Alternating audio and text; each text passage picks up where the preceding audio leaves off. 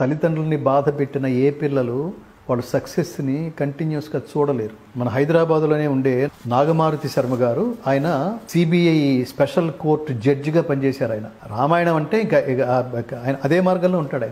ఆయన ఒక మాట అన్నాడు, నేను ఇవాళ సుఖమైన జీవితం, ఆరోగ్యకరమైన జీవితం, సంస్కారవంతమైన జీవితం గడుపుతున్నాను అంటే దానికి కారణం నా తల్లిదండ్రులకి నేను సేవ చేయటమే అన్నాడండి. మీరు లంచం తీసుకోవచ్చు కదా వాళ్ళంతటి వాళ్ళే ఇస్తున్నప్పుడు అని అంటే ఆయన ఇంకొక మాట అన్నాడు, ధర్మం తప్పితే మరణించినట్టే కదా, అది తెలిసి ఆ ప్రశ్న ఎలా అడుగుతారు అన్నాడు ఆయన. వీళ్ళు మానవ లోకానికి దిక్సూచులు వీళ్ళు. ఇవి వాల్యూస్ అంటే ఇవి. నాకు జీతం ఇస్తున్నప్పుడు మీ దగ్గర నుంచి లంచం తీసుకోవడం ఏమిటి? లంచం ఇచ్చేవాడు నవ్వుతూ ఇస్తూ లోపల ఏం సంకల్పిస్తాడు? మీరు 10 కాలాల పాటు ఇలాగే లంచం తీసుకుంటూ క్షేమంగా ఉండండి సార్ అంటాడా? వీడు సర్వనాశనం అయిపోవాలని కాంక్షించాడు లోపల. అదే కదా తర్వాత కాలంలో నీ ఫ్యామిలీ ఎఫెక్ట్ అవ్వడానికి కారణం, నీ ఆరోగ్యాలు, మీ పిల్లల ఆరోగ్యాలు నాశనం అవడానికి కారణం.